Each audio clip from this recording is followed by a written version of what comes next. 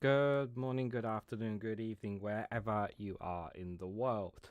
This is Reganelite here. Hello, everyone. How are you all doing? Welcome to Prime Minister's Questions. We'll watch along to Prime Minister's Questions, give my thoughts and reactions as I go along. The date and time of this is the 19th of March 2025 at 12 p.m. UK time. We are dual streaming live on youtube.com/Reganelite and on twitch.tv/Reganelite1. If you're on Twitch, make sure you hit that follow button and hit that bell notification icon to be notified when I go live. And also on YouTube, if you haven't already, hit that like button, share across social media, and subscribe if you haven't too already. Hope you are all doing well. I'm still pretty much under the weather. I'm undecided whether I'll do a live stream tonight or not for Snowflake Watch. I don't know. I'm really not 100% sure if I will or I won't on that. But obviously today's going to be very interesting premises questions with regards to the what's the word, entitlements all over the entitlement system. We're not going to call it the B word. We know I'm probably going to end up mentioning that word, but the entitlement system, which they're looking to cut, I mean, it's just absolutely disgusting to say the least. But I think we're just about ready to go.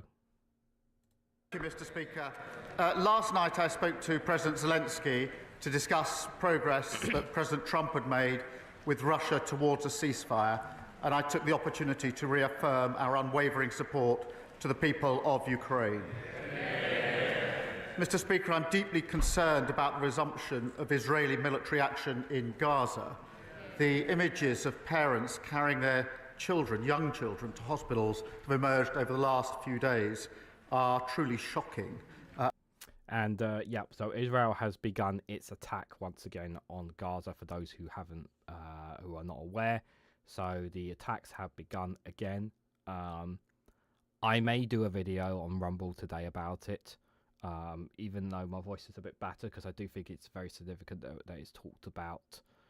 But yes, unfortunately, I'm very sorry to say that Israel have lost patience, and basically it's the ceasefire agreement that was initially done by Joe Biden and his team with the help of some of the incoming Trump administration team at the time, has just fallen flat on its face.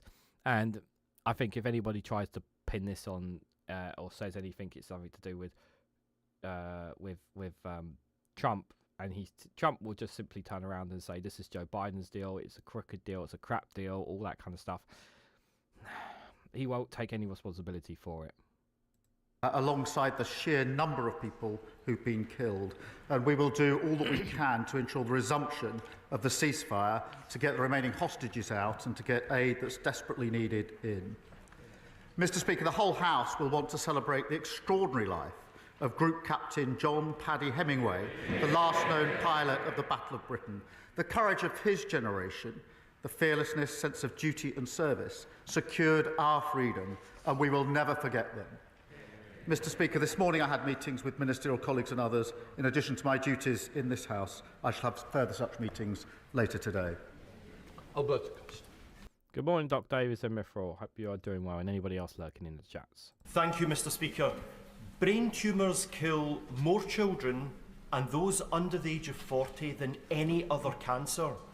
Mr. Speaker, from time to time, all of us get constituents in our surgeries that tell us stories which really get to us and twang on the heart. Mr. Speaker, last Friday, Laura attended my Sharnford constituency. She told me of the tragic death of her 6-year-old, energetic, loving son, Talon, from a brain tumour. All that she asked, Mr. Speaker, is that I raise this matter nationally, and I'm doing that now. But I'd like to go one step further. Would the Prime Minister agree to arrange a meeting for Laura and the brain tumour support group known as Angel Mums to meet with the relevant healthcare minister to discuss brain tumour research? Prime Minister. Can I thank him for doing what he was asked to do, which is raising this case here. The loss of a child is simply unbearable, and I think most of us, including myself, simply wouldn't know how we would be able to react. And I think The whole House will want to send its deepest condolences to Laura and to all of Taylor's family and friends. I will happily make sure that the meeting that he requests takes place so we can reassure that we are committed to supporting life-saving and life-improving research and doing all we can to improve how we prevent, detect, manage and treat cancer. Thank you. Any and all cancers is a terrible, terrible plague. As some of you guys know, that there's someone that I know that's close to me that has been battling cancer, which I'm not going to reveal here, but those much closer to my inner circle are aware who the person is, and you know, being told of any kind of cancer is deeply distressing, and my absolute deepest sympathies to anyone who's lost a loved one due to cancer. Aki Smag, good afternoon, my friend. That's fine. Thank you for popping in, even if you're not always here. It's much appreciated. Drew Pex. Thank you, Mr. Speaker. Like many people in Peterborough, I am passionate about tackling low pay and insecure work, especially for young people. Next month, many of my constituents will receive a welcome boost in their pay packets due to the increase in the national minimum wage. Let me just stop right there. This means nothing when your energy bills are going up, when your council tax is going up, when your water bills are going up, when your mortgages are already quite high or your rent is already quite high.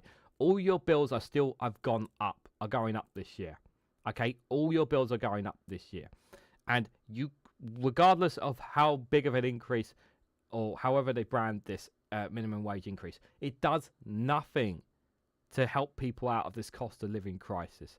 Yeah, until they stop the increase in people's bills, whether it's freezing them or reducing them, people will never get out of this cost of living crisis. And you can talk they can brag all they want about the minimum wage increase, but it means nothing if people are still paying the same amount, if not more, for their bills. Can I thank the Prime Minister for ignoring the voices on the opposite benches who continue to oppose our plans to make work pay? And can I urge him to go further and faster in delivering our plan for change for working people? Well, I thank him. He's a superb job for Peterborough, and we're proud that our employment rights bill is tackling the cost of insecure work, and we're delivering that pay rise for 3 million of the lowest paid. We know the Leader of the Opposition opposes all that. She thinks the minimum wage is a burden and that maternity pay is excessive. It's the same old Tories. They opposed the minimum wage in the first place. They've learned absolutely nothing. Leader of the Opposition, Kemi Beryl. Mr. Speaker, the Chancellor claimed that her budget was a once-in-a-Parliament reset. So why are we having an emergency budget next week? Well, it's not. It's supposed to be a spring statement, isn't it? To be fair, and why is she wearing red? Is she showing that her party is no different than the Labour Party? Methinks. Mr. Speaker, we have delivered record investment into this country. We've had 3 interest rates cut in a row, and wages are going up faster than prices, which is a massive cost of living boost. That's after only 8 months, after 14 years of absolute failure. What do they do? Interest rates 11%. Massive 22 million black hole in the economy. They crashed the economy. We're rebuilding Britain. Yeah, it's just the same old rhetoric over and over from the Prime Minister. Still waiting for the £300 drop in fuel bills, Keith says before. Absolutely, yeah. Mr. Speaker, he knows why we're having an emergency budget, because since the last one, since the Chancellor delivered her budget in October, growth is down, borrowing is up, and she has destroyed business confidence. Does the Prime Minister now regret raising taxes on business? Well, there's no doubt that a lot of businesses are hurt by this increase, without a shadow of a doubt. Prime Minister. Mr. Speaker, The OBR will present their numbers. There'll be a spring statement next week. But, Mr. Speaker, she still hasn't. We've got record investment into this country. Interest rates have been cut, and she talks about national insurance. We had to fill the 22 billion black hole that they left. We've invested in the NHS, in schools and public services. We're pressing on with planning, with infrastructure and regulation. But I understand the Leader of the Opposition is straight talking, so perhaps she can help us with this. Is she going to reverse the next increase? If not, what's the point? If so, what other taxes is she raising to fill the hole? One way or the other. This is like, you can, like, don't get me wrong, like, I'm happy, you could go all on and on all you want about the investment, but unless you are doing something about the procurement and the protection of people, doesn't mean squat to squat. It really doesn't. You're in government. Speaker, the only black hole is the one that he is digging. Yeah. He's shown absolutely no regret, but everybody knows the Chancellor has made a mistake. Yes. That is why they're having an emergency budget. Yes. Later today, Conservatives will vote to exempt hospices, pharmacies and care providers from her national insurance rise. Will he, at the very least, support exempting these vulnerable services from his jobs tax? Prime Minister. I noticed she didn't say they're going to reverse the national insurance rises. It's exactly what she wants all the benefits, but they can't say how they're going to pay them. She carps from the sideline, but can't make her mind up whether she supports or doesn't support national insurance rises. We've made provision for hospices, we've made provisions for charities, but we had to secure the economy. We had to fill the £22 billion black hole that they disgracefully left. Mr. Speaker, he hasn't made these provisions. He keeps talking about budget benefits. Unemployment is not a benefit. Businesses closing are not benefits. I asked him whether he would exempt hospices, even children's hospices, from the jobs tax. He did not answer that question. His MPs know that this could affect end-of-life care. So I will ask the same question again. Will he exempt hospices from paying his jobs tax? Mr. Speaker, we've already invested £100 million for adult and children's. You can keep going on and on. You want about investment in this and this and that. It's a simple, straightforward question from hospices. An additional £26 million in funding for the Children's Hospices grant, but we can't get away with what we were doing in that budget, the root cause, which was fixing the economy they left so badly damaged, a £22 billion black hole. Perhaps you start the next question with an apology.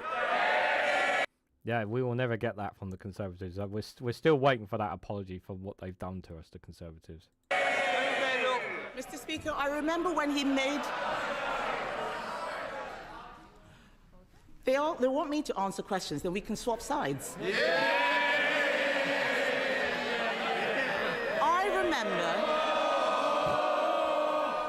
I remember when he made that announcement. He's forgotten, because the money he's referring to for hospices is for buildings. It is not for the salaries hit by the jobs tax. As St Helena Hospice in Colchester said, we cannot use this funding for salaries, which is where we need urgent help. Why is the Prime Minister not listening to hospices? Prime Minister. Mr. Speaker, I've already set out the position in relation to hospices. She says that she wants to swap sides. I mean, heaven forbid. After 14 years of breaking everything, we're getting on with the job of fixing it, and all she can do is cart from the sidelines with absolutely no policy. Mr. Speaker, winter fuel payments have been snatched. The jobs tax is hammering everyone from business to charities. The Chancellor promised a once-in-a-Parliament budget that she would not come back for more. And in that budget, she said there will be no extension of the freeze in income tax thresholds. Ahead of the emergency budget, will he repeat? Mr. Speaker, ahead of the emergency budget, will he repeat the commitment that she made? Prime Minister. Mr. Speaker, she's got such prescriptive questions, she can't actually adapt them to the answers that I'm giving. I mean, Mr. Speaker, I think she now calls herself a Conservative realist. Well, I'm realistic about the Conservatives. The reality is they left open borders and she was the cheerleader. They crashed the economy, mortgages went through the roof, the NHS was left on its knees, and they hollowed out the armed forces. This government has already delivered 2 million extra NHS appointments, 750 breakfast clubs, record returns of people who shouldn't be here, and a fully funded increase in our defence spending. That is the difference that a Labour government makes. That was pretty poor 6 questions there. The 2p on the national insurance payment is only replacing the 2p the Tories took off in their pre-election budget, just transferring it to the employer, not the employee. Yep, and the employer will not. Most employers will pass it down to either their employees or their consumers, because they do not want their profits being hidden. So at the end of the day, we get hurt, and we get hurt one way or another in this. Thank you, Mr. Speaker. A lady came to see me recently who needed help. She had a disability. It meant that her children have to help her cut up her food. They have to help her wash beneath the waist. They have to supervise her as she goes to the toilet. Under the Tory welfare system, we were able to get that lady on PIP. Under the Prime Minister's new proposed system, she will get zero, nothing. And after 14 years of the Tory government, and many of us wanting to see the back of them, can the Prime Minister answer one question? What was the point if Labour are going to do this? Wow! Whoa! Very nice. Oh, yes. Yes, I am so glad there's a Labour MP who's got the courage to say this is outrageous, this is immoral, this is wrong. Fair play to him. He knows he's putting himself in the firing line by doing this. But he's making a position very clear here. This government is not guaranteeing the protections of the most vulnerable in society here. They will not guarantee it. Prime Minister. Mr. Speaker, I've lived with the impact of a disability in our family through my mother and brother all my life. I do understand the human impact of this, but the current system is morally and economically indefensible, and we're right to reform it, and nobody should be defending the broken status quo. We are proceeding on 3 principles: that if you can work, you should work; if you need help into work, the state should help you, not hinder you; and if you can never work, you must be supported and protected. They are the right principles, but we can't leave the current system as it is. But you're looking to slash billions of pounds out of that system. You cannot have those. You cannot keep them while also slashing the system. It's not possible. It's impossible for you to save money while also guaranteeing this. Those principles he's literally just said are not guaranteed. He cannot guarantee that. You cannot. And let's be serious here for a second, guys. Yeah, we know that as time goes on, more and more companies are using more artificial intelligence, using more AI, because guess what? It's much cheaper. It's less problematic than is a human being when it comes to a job. If an AI can do the job of a human, they're going to use that AI instead because it's cheaper and better for them, which means that you're going to get more people on the dole. He says there that it's going to. They think they're going to stop this welfare bill going up. They're wrong. It's going to go up one way or another. And if they try to stop it, you're just going to end up with more homeless people on the streets. You're going to end up with more people living with their parents. You're going to have more people struggling to get by. You're going to have more and more people causing self-harm to themselves. Some going even as far as taking their own life because they cannot get the entitlements that they are rightfully earned. This will not work. Leader of the Liberal Democrats, Sir Ed Davey. Can I associate myself with the Prime Minister's remarks on Ukraine and Gaza? And can I also pay tribute to Group Captain John Paddy Hemingway and all our heroes from the Battle of Britain? I know that members across this House will, like me, have heard from GPs, dentists, community pharmacists and care homes who are all deeply worried about the impact of the national insurance rise on the services they provide to patients. That's why the House of Lords passed a Liberal Democrat amendment to exempt NHS and care providers. That amendment comes before this House this afternoon, but we're hearing worrying reports that the Prime Minister will order Labour MPs to vote against it. Will the Prime Minister reassure this House and patients across the country that these reports are not true? Prime Minister. Can I start by pointing out that because of the changes we made at that budget, we were able to put record amounts of money into our National Health Service, and vitally important that we did so.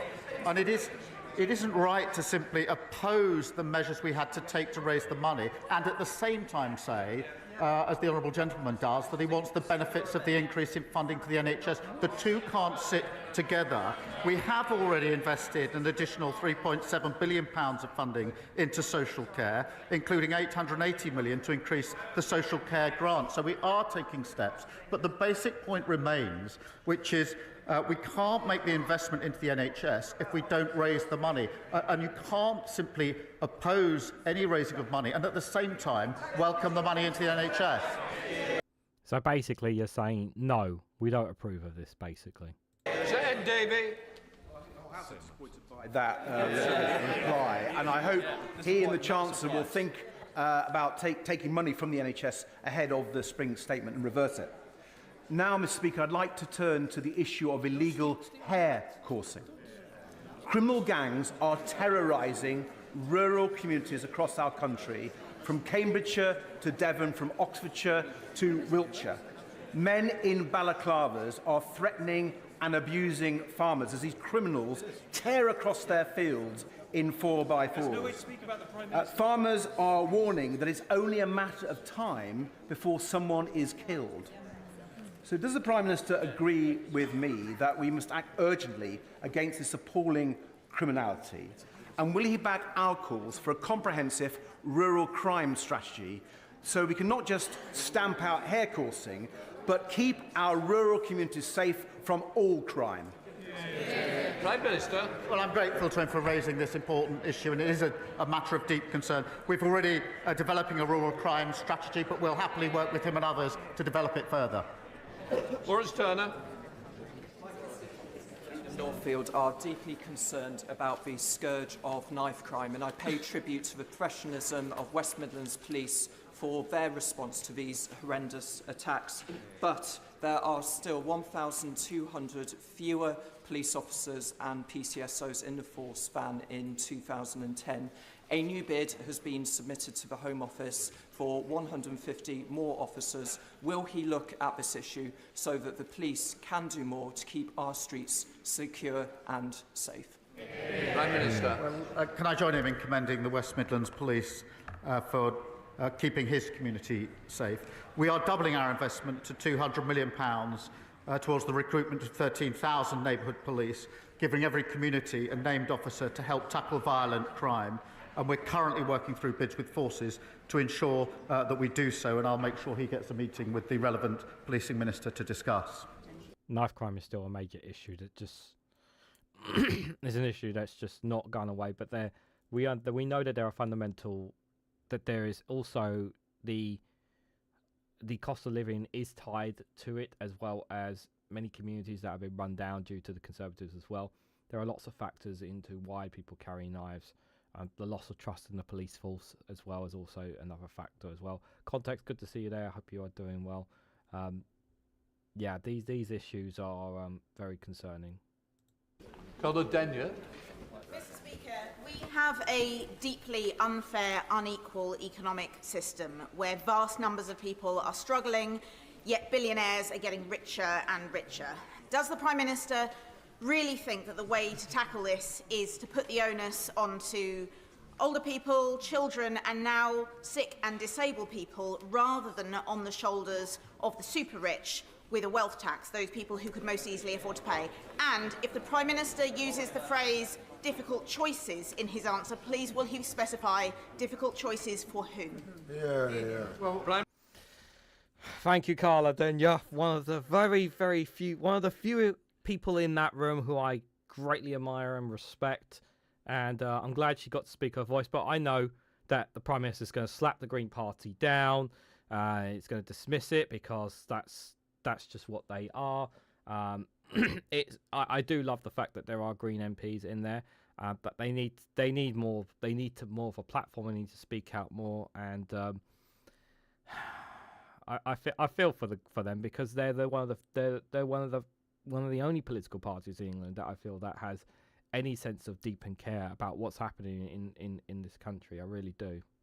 Prime Minister. Mr. Speaker, we do have a proportional tax system, and we have raised tax on the wealthiest under this government. But her advice would count for a bit more if their manifesto hadn't been a recipe for £80 billion of extra borrowing. That is to do exactly what Liz Truss did to the economy, and that doesn't help any of the people that she's claiming to support.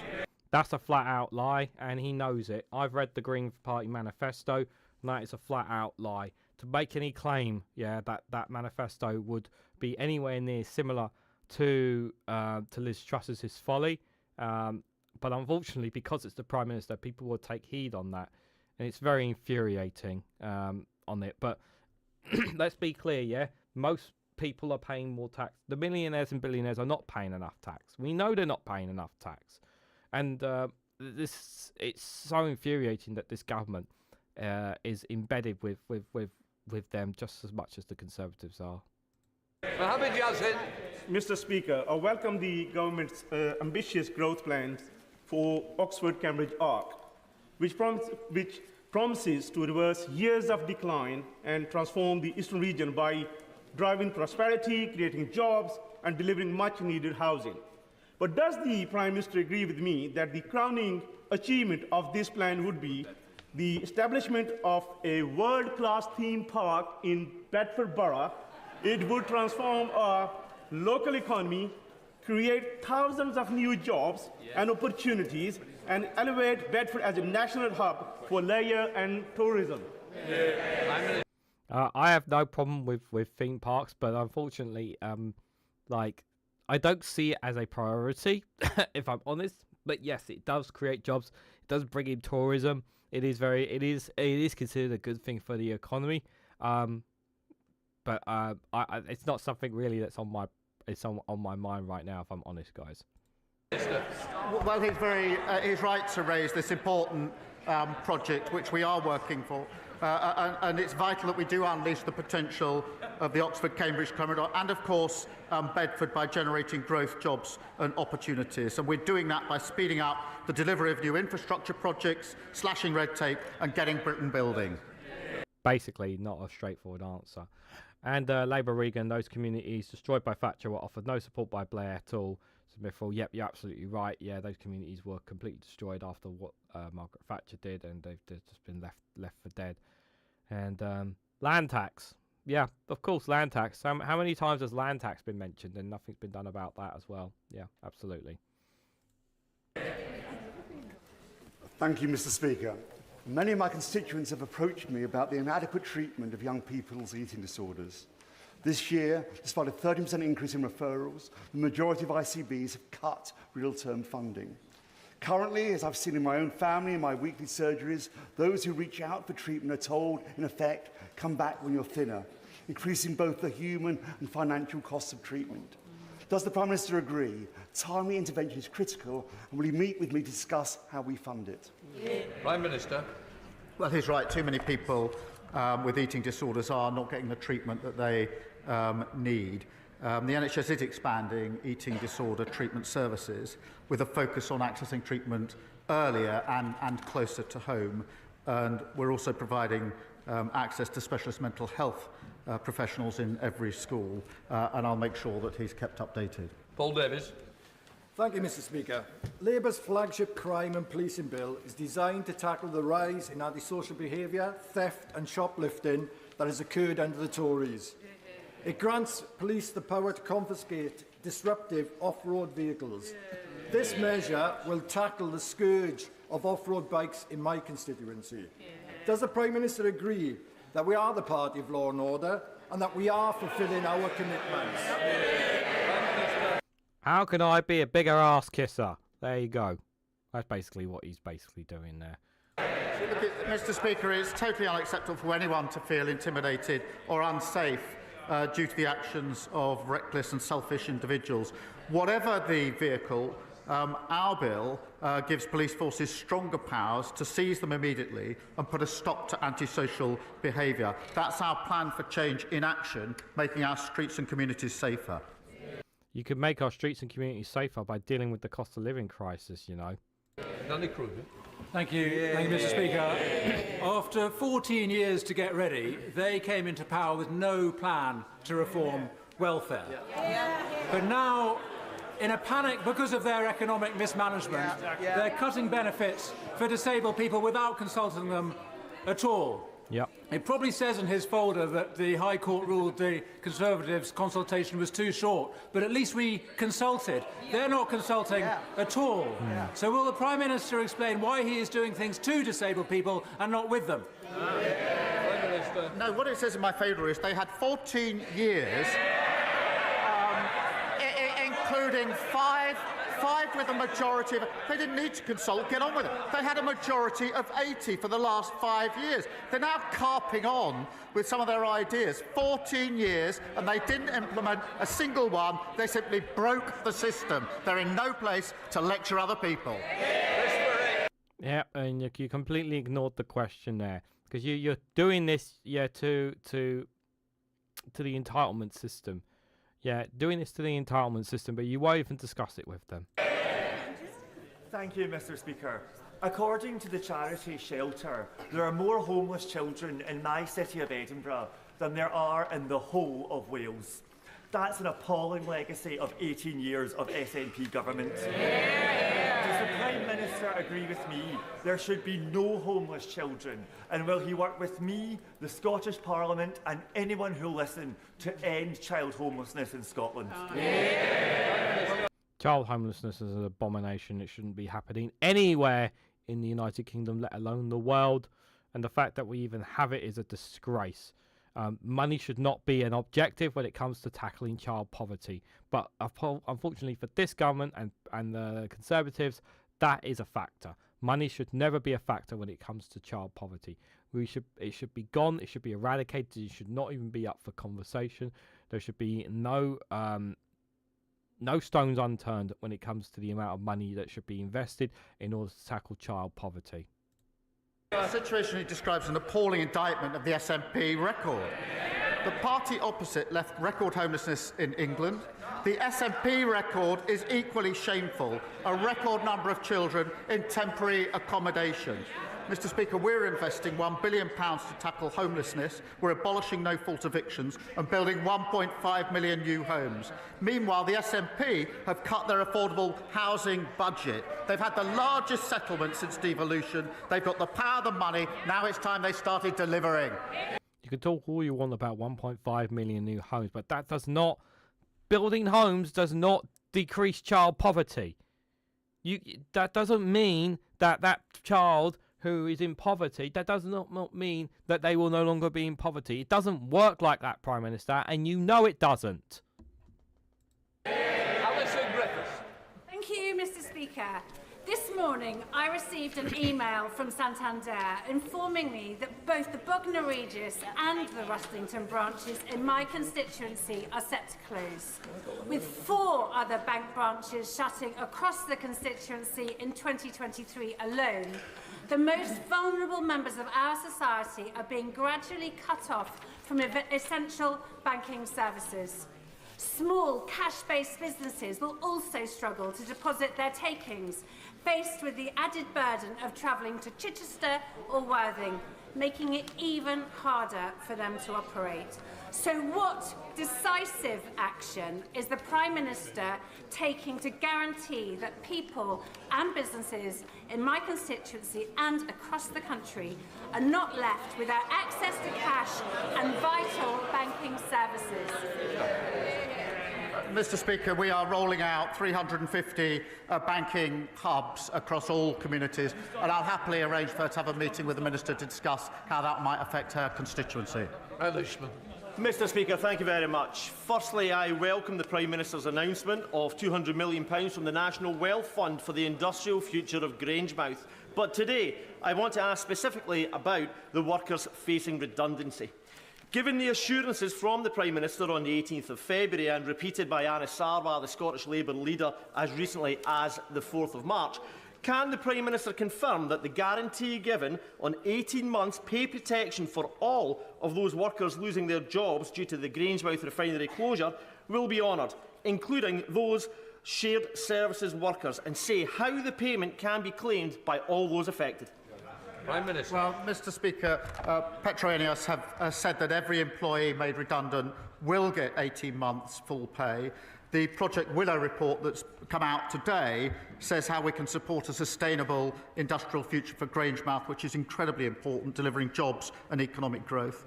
As he references, I've announced £200 million through the National Wealth Fund to secure the site's long-term future, and of course that's backed by the £100 million Falkirk and Grangemouth growth deal, which is training and the training guarantee to support workers into good jobs. They're all the actions that we were taking on this very, very important issue. Nick Timothy. Thank you, Mr. Speaker. Today, the House of Lords considers the Infected Blood Compensation Scheme regulations, which diverge from the proposals of the inquiry report and the government response. The regulations introduce new exclusions, treat victims inconsistently, and downgrade some previously agreed awards, such as that to my constituent, Owen Saville. Will the Prime Minister remember the promise made to victims like Owen and think again? And what about the waspy women? Oh, they don't matter according to this government. Yeah, just had to put that in there. As for this is very serious. It's very frustrating for that those who originally, the government left aside a huge amount of money for the Infected Blood scandal to put this down, but it seems like problems are occurring again, and it's just like, why? Like, can we just make sure that they all get paid fairly and just so that they can be left in peace from this? Like, do we really have to make it more difficult for these people who have suffered long enough? Like, really? Well, the victims of this scandal have suffered unspeakably, and I'm pleased that at the budget we set aside the £11.8 billion to compensate them in relation to this appalling scandal. I would gently point out that the party opposite was committed rightly to this compensation but didn't provide a single penny in the column to pay for it. The Infected Blood Compensation Authority has been established and began to make payments last year. Over £1 billion interim payments have been made, and we do remain completely committed to cooperating with the inquiry and acting on its recommendations. Elise Midgley. We're not on specific people. Man Monk 33, good to see you, my friend. In terms of the Scottish budget, it has been cut by over 10%, and Scotland has the lowest child poverty in the UK. It's down to the last government and now Labour this is happening. I mean, the cut to Scottish government and not the child poverty coming down. Yes, thank you for that correction, Mad Monk. Appreciate it. Good to see you, my friend. Thank you, Mr. Speaker. Everyone is talking about Adolescence, the series by Knowsley's own Stephen Graham and Christine Tamarco. It highlights online male radicalisation and violence against girls. The creators of the show are calling for screenings in Parliament and schools to spark change. So will the Prime Minister back this campaign to counter toxic misogyny early and give young men the role models they deserve? Yeah. Prime Minister. Yes, and at home we are watching Adolescence with our children. I've got a 16-year-old boy and a 14-year-old girl, and it's a very, very good documentary to watch, or drama. this violence carried out by young men, influenced by what they see online, is a real problem. It's abhorrent, and we have to tackle it. We are putting in specialist rape and sexual offences teams in every police force doing work on the 999 calls, but this is also a matter of culture that I think it's important that across the whole House we tackle this emerging and growing problem. Yeah, this is something that they need to tackle and tackle with more. I agree it's a culture problem. I definitely agree with the Prime Minister that it is a culture problem. This whole... But what's also, again, I have to tie this again to the cost of living crisis. When young men do not have anything, any ambitions, any goals, when they do not have the help or whatever they need, they turn to these kinds of people. People are turning to this way of life because they have nothing. If you don't give people opportunities, this is the road that people will go down. And it's a very sad state of affairs that there are lots of men out there who are like that. It's very, very disturbing, to say the least. Helen Maguire. Thank you, Mr. Speaker. The Liberal Democrats have long called for a UK-EU youth mobility scheme, and polling has repeatedly shown that the majority of Brits support this idea, including my constituents in Epsom and Ewell. A well-structured and controlled scheme would show that the government is serious about providing opportunities for young people and backing British business. So will the Prime Minister stop sitting on the fence and finally commit to a youth mobility scheme? Well, Mr. Speaker, we are working closely with our European colleagues and the EU in particular, and we are working to a reset of the relationship. We won't be returning to freedom of movement. I've made that repeatedly clear, but we're making good progress. That's not what was the question, you wally. The question was the youth mobility scheme. And once again, you dodged the question. Young British people are missing out on huge opportunities. Businesses are missing out on huge opportunities for this. You're harming businesses by ignoring this. Thank you, Mr. Speaker. The previous government failed to properly support further and adult education over the last 14 years. And in contrast, the Prime Minister's personal commitment to technical qualifications has been encouraging. Last year's budget provided a welcome boost to some parts of the sector, but need and demand is outstripping available funding. Skills are crucial to the government meeting its missions to deliver economic growth, build 1.5 million homes, and to transition to a green economy. Can the Prime Minister provide reassurance that the funding model will be reviewed so that we won't see colleges having to turn people away who want to gain the skills that our country so desperately needs? Prime Minister. Well, she's right. Further education plays a critical role in giving young people the skills and confidence that they need, and of course the training we need for the future. We are investing £400 million on education for 16 to 19-year-olds this year, and our levy-funded growth and skills offer will create jobs in key industries, and I can assure her that the funding will deliver enough places for young people. John Cooper. Mr. Speaker, thank you. Large spending announcements for defence would make you think that Britain is marching us to war, but the MOD is bimbling along with procurement systems better designed for peacetime. Will the Prime Minister use his good offices to bring British industry into this fight, and quickly? Prime Minister. Yes, but they did leave a bit of a mess that we are clearing up, having hollowed out our armed forces and having not made the necessary investment that we needed in our defence.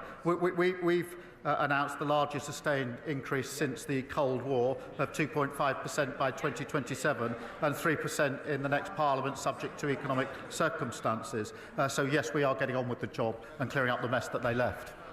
That was a pretty piss-poor comment, question from the Conservative MP there. He really didn't really have a... He wasn't very clear on his question there, I have to say. Thank you, Mr. Speaker. My constituency, Stratford and Bow, has the greatest number of high-rise buildings with dangerous cladding in the country. On Friday, I visited Stratford Fire Station. Our brilliant local firefighters told me that 77 high-rise buildings in Newham and 165 high-rise buildings in Tower Hamlets are covered in hazardous materials, many of them deemed unsafe. Thousands of my constituents have been calling for justice for years.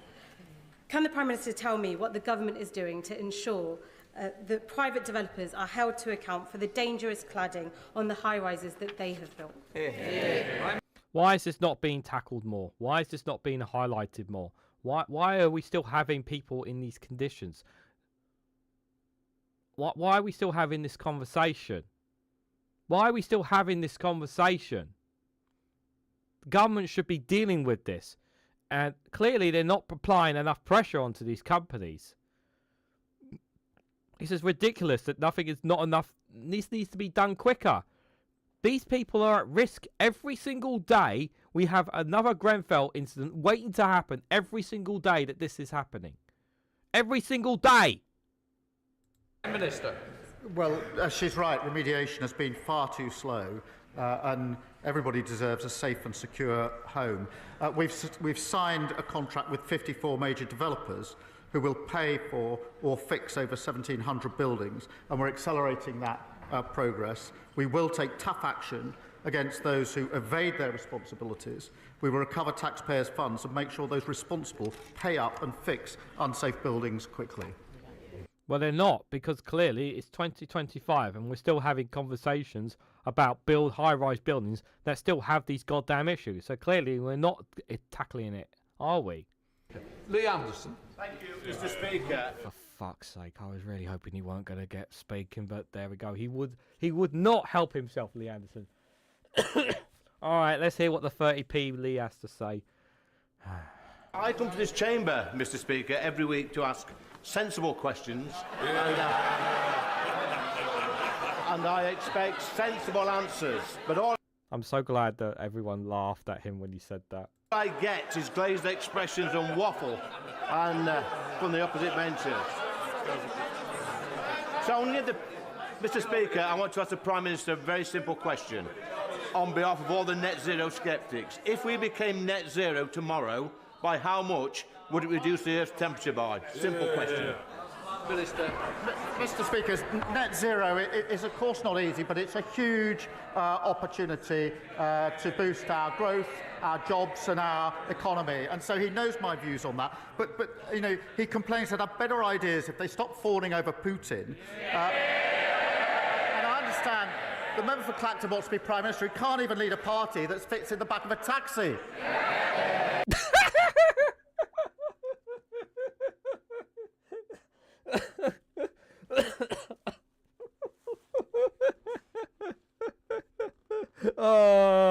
I hate Keir Starmer and this government sometimes. I really, really do. But that was a good one. That was a good one there. Anna Dixon. Thank you, Mr. Speaker. 1 in 5 disabled people in social housing and 1 in 3 disabled private renters live in inaccessible housing. One of my constituents with severe fibromyalgia and PTSD lives on a first-floor flat with no lift access. As we build the 1.5 million new homes that this country needs, will the Prime Minister ensure that they are built to be accessible and adaptable so disabled and older people can live independently for generations to come? Those guys, obviously the kind of buildings, we're not talking about the simple houses that we're used to. We're talking about obviously flats built into large buildings, and those buildings should be guaranteed to have lifts, at least accessibility for people with disabilities, so they're protected. Obviously, you have the risk of when you have those kind of buildings is that if there's ever any problems with the lifts, obviously it means that those who are on wheelchairs and that are trapped in those situations, which is extremely concerning. We need to ensure that I don't expect every single house to have every single accessibility for disabilities, but the majority should be as well. Prime Minister. She's right. Everybody needs to be able to access a home that is suitable for them and meets their needs. The planning rules, Mr. Speaker, already mean councils must consider the needs of disabled people when planning new homes. We will go further, setting out our policies on accessible new homes very shortly, and we're boosting the Disabled Facilities Grant by £172 million, helping more people make vital improvements and live independent lives. Yeah, more needs to be done on that particular ground. FF says, why is Lee about to speak his total crap that comes out of his mouth? He kept standing up so many times. I was watching this and I was like, God, please don't let him speak. But yeah, the speaker gave him the voice. Lee Dillon. Thank you, Mr. Speaker. Despite Ukraine being the victim in Russia's illegal aggression, President Zelensky has shown leadership to his people by committing to the US plans for a ceasefire. However, it's clear that Putin is playing for time and still carrying out daily attacks on Ukrainian people. So, Prime Minister, is now not the time to take those frozen Russian assets, to seize them, to give them to the Ukrainian people, to strengthen their hand at the negotiating table, and to punish Russian aggression? Minister. Well, on both points, I spoke to President Zelensky last night following the discussions yesterday to discuss the way forward. On the wider question of the assets, look, it's complicated, but we're working with others to see what is possible, but it isn't straightforward. Ewan Steinback. Thank you, Mr. Speaker. The release of Project Willow today is a step forward in securing good jobs and an industrial future for Grangemouth. However, the Government needs to work at pace to ensure the recommendations in Willow are acted upon. Can the Prime Minister outline what steps he will be taking to ensure barriers to a rapid transition at Grangemouth are removed and investment is progressed as quickly as possible? Well, I'm very grateful for him for raising Grangemouth again the second time in this session, and that's because it's centrally important. He'll have heard what I had to say about the projects that we're looking at to ensure the long-term future of Grangemouth, the interim measures that are being taken, and of course the £200 million of the Wealth Fund that I announced just a few weeks ago. Sir John Hayes. Thank you, Mr. Speaker. Prime Minister and I disagree about much. The family farm tax, the NI jobs tax, and the cut in winter fuel payments, but we surely agree that the common good is built on public order. Crossbows in the hands of killers cost lives. They cost the lives of 3 innocent women last year. Now, the previous government launched a consultation over a year ago on the regulation of crossbows, their sale and use, and we've heard nothing since. They are as powerful as guns, as silent as knives. Will the Prime Minister agree for one of his ministers to come to the House before Easter to give us a clear instruction about what the government intends to do before any more lives are lost? Minister. Well, I thank him for raising this, and he's right to do so. It's a shocking issue, and the case he refers to is a truly shocking case. I think that's agreed across the House. We are working on this, and I'll make sure that he gets an update to ensure that he's across the detail of what we're doing. Crossbows, yeah, them like many other weapons, there are obviously there are certain there are ways that people can get their hands on crossbows. Obviously, I don't know how easy it is to get one online. I don't know if like at certain ranges or certain ranges or places where you can like use a crossbow just to like fire at a target and whatnot, how many of those places have those kinds of things and how easy it is to get your hands on one of them. But clearly, obviously, it is obviously as low as guns in the UK, but it is still something that needs to be addressed, just like many others. Mad Mark 33 says the English councils are not building new social houses, so there's no way they can build accessible housing. I haven't been paying much attention to the housing aspect recently, Mad Monk, but I hope that that's not true. Final question, Diane Abbott. Most members of this House will be aware that the welfare system can be a nightmare to navigate and does indeed need reform. But could we have less of this rhetoric about his £5 billion package of disability benefit so-called reform being moral? There is nothing moral about cutting benefits for what may be up to 1 million people. This is not about morality.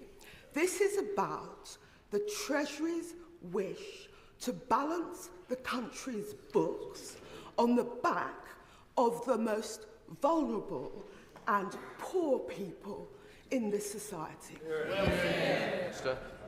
Mr. Speaker, she's a passionate advocate and has been for a long time on this issue, and I pay tribute to that. But as she rightly acknowledges, the current system is broken. And this is where I disagree with her. I think 1 in 8 young people, not in employment, training or education, that's 1 million young people. I think that's a moral issue, Mr. Speaker, because all the evidence suggests that someone in that situation at that stage of their life is going to find it incredibly difficult ever to get out of that level of dependency. That cuts across the opportunity and aspiration. It's the root of my values and Labour values about how we take working people forward. So I do see it as a moral issue. I'm not going to turn away from that. I am genuinely shocked that 1 million people, young people, are in that position, and I'm not prepared to shrug my shoulders and walk past it. You still won't change the rhetoric. You still won't guarantee those people. We're talking about the most vulnerable people in society. The most vulnerable people in society, guys. Diane, yeah, you're absolutely right. Diane hit the nail on the head with her question. And, you know, I've seen her... I don't know if you were watching her hands as she was speaking. She was shaking. She is enraged as many other people. And we may even talk about... I don't know if I'm going to live stream tonight or not. It depends how I feel. But if I do live stream, we will definitely be talking about this, you guys. Because obviously I'm still recovering. But yeah, it's just so immoral that we're even having this discussion, and yet we're more concerned about the benefit system than we are about getting more money off the wealthiest of people in society. I've said it already in the live stream, guys. You will not stop more people getting on the benefit system, and if you do, you're going to have more people homelessness as a direct result. And unless you are prepared to fix the cost of living crisis, you will always have more and more people will end up on this system. And the increase in minimum wage does nothing when you have your water bills going up, your energy bills going up, your council tax going up, and other bills are going up around you as well. And the cost of buying and things that you used to buy in your shops are more expensive than they used to be. You will not fix people's problems. You're not fixing people's problems. If you don't freeze or reduce people's bills, we are not getting out of this rot. You can talk all you want about investment this, investment that, all that kind of jazz, but people are still in this situation. Until you deal with that, nothing is going to change, guys. I wrote to my MP and asked when the job centres were going to have their signature replaced with Albert Mai's phrase. I haven't had a reply, low. Indeed. Guys, so I say massive thank you to everyone who's come along. Thank you guys for all your comments. It's greatly appreciated. Let me know your thoughts on this Prime Minister's questions down below. I will say it's been an interesting one indeed. My thoughts and prayers goes out to the people inside Gaza right now. Because the excuse me, because of what happened, because the ceasefire has literally ended, and of course the conflicts in Ukraine and other conflicts that are taking place around the world as well. Indeed, I didn't think this was the best Prime Minister's questions, and I take my hat off to that Labour MP who stood up against the Prime Minister and said how immoral and wrong it was. And that, yes, the Tories... he actually stood up and said the Tories gave him what he needed, and the Labour are not. So I thought that was a very interesting and powerful point there. But, yeah, if I do live stream, you'll see a notification for it tonight. I will ping the Discord community as well if I do live stream. But thank you guys all for your support. It's greatly appreciated.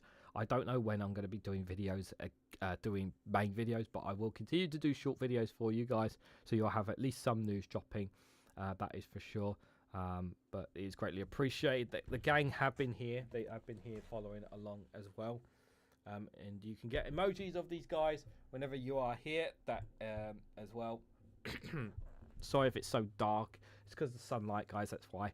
In case you're wondering. But yeah, they've been here too. But if you haven't already, please hit that like button. Greatly appreciate. Share it across social media. So others are notified of this live stream. Subscribe if you haven't already. If you're on Twitch, hit that follow button and the bell notification icon so you'll be notified when I go live. And if you're on YouTube, if you want to go one step further and financially support me in the work that I do here, you can do so by becoming a YouTube member for as little as 99p. You can also check out Rumble and Patreon for exclusive content on those platforms. So thank you all so much for watching, and I hope to catch you all very, very soon.